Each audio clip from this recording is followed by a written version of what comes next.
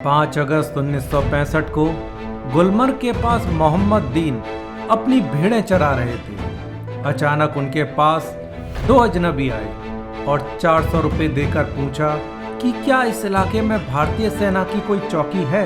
मोहम्मद दीन ने अजनबियों के साथ सहयोग का नाटक किया, लेकिन इसकी जानकारी तुरंत भारतीय सेना को दे दी। ये लोग ऑपरेशन जिब्राल्टर के तहत कश्मीर में घुसे पाकिस्तानी सैनिक थे।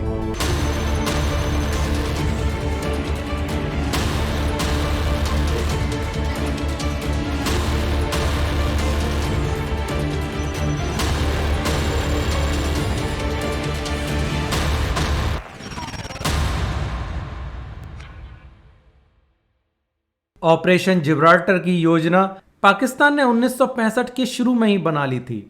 इस ऑपरेशन का मकसद था हजारों पाकिस्तानी सैनिकों को छापामारों के भेष में कश्मीर में घुसाकर स्थानीय जनता को भारत के खिलाफ विद्रोह के लिए भड़काना। ऑपरेशन जिब्राल्टर अयूब खान के दिमाग की उपज थी। अयूब खान ने इस ऑपरेशन की command major general Akhtar Hussain Malik को दी, जिन्हें साफ निर्देश थे कि वे सेना अध्यक्ष मूसा को भी इस ऑपरेशन की ज्यादा जानकारी ना दें। ऑपरेशन जिब्राल्टर के सैनिकों को 6 समूहों में बांटा गया था। हर समूह को अलग अलग जिम्मेदारी दी गई थी। इन समूह के नाम थे तारिक, कासिम, खालिद, सलाउद्दीन, गजनबी और बाबर। हर समूह में 34-34 सैनिकों की 3 प्लाटूनें थीं, जिसमें बाबर सबसे छोटा समूह था, जिसमें सिर्फ 34 लोग ही थे। इन समूह को 20 अतिरिक्त सैनिक और पाकिस्तान के एलिट स्पेशल सर्विस ग्रुप का एक ऑफिसर दिया गया था। इस तरह से 5 से 7 हजार लोगों ने कश्मीर में घुसपैठ की, जिन्हें सैनिक वर्दी न पहनने का आदेश था। हर व्यक्ति को 5 दिनों का पका हुआ खाना, 5 दिनों का ही कच्चा राशन दिया गया था। हर सैनिक को एक लाइट मशीन गन और 4 हथगोले भी दिए गए थे। हर दस्ते के पास करीब 100 किलोग्राम विस्फोटक भी था। तारिक फोर्स की जिम्मेदारी उत्तर कश्मीर में भारतीय सेना के संचार माध्यमों को ध्वस्त करने की थी, जबकि कासिम फोर्स को कश्मीर में सामरिक रूप से महत्वपूर्ण पुलों को ध्वस्त करने की जिम्मेदारी दी गई थी। सबसे बड़ी फोर्स सलाउद्दीन में 6 कंपनियां थीं और सबको श्रीनगर को जाने वाली सुरंगों को बर्बाद कर शेष भारत से अलग करना था। सबसे छोटी फोर्स बाबर को भारतीय सेना के 15 कोर के मुख्यालय उधमपुर पर हमला करना था। जिब्राल्टर बलों का काम आसान करने के लिए 350 लोगों की 14 कंपनियां बनाई गई थी, जिन्हें नुसरत नाम दिया गया था। इनका काम सीमा पर भारतीय सैनिकों का ध्यान बटाना था, जिससे जिब्राल्टर सैनिकों को कश्मीर में अंदर घुसने का मौका मिल जाए।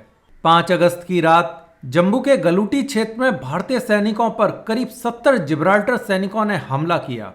उसी दिन गुलमर्ग के पास पीर पंजार पर जिब्राल्टर सैनिकों की भारतीय सैनिकों से दूसरी भिड़ंत हुई। 8 अगस्त आकाशवाणी पर जिब्राल्टर फोर्स के 4 अफसरों का इंटरव्यू प्रसारित हुआ, जिन्हें भारतीय फौज ने पकड़ा था। उन्होंने योजना की पूरी जानकारी लोगों को दी। 24 घंटे के अंदर वो योजना, जिसे अमल में लाने वालों से भी छुपा कर रखी गई थी, अब भारतीय फौज के हाथों में थी।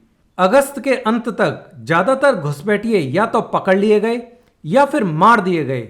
ऑपरेशन जिब्राल्टर बुरी तरह से विफल हो गया, क्योंकि आम कश्मीरियों ने खुद भारतीय सेना को सीमा पार से आए पंजाबी बोलने वाले सैनिकों की जानकारी दी, जिन्हें अपनी बोलचाल से पहचानना कोई मुश्किल काम नहीं था।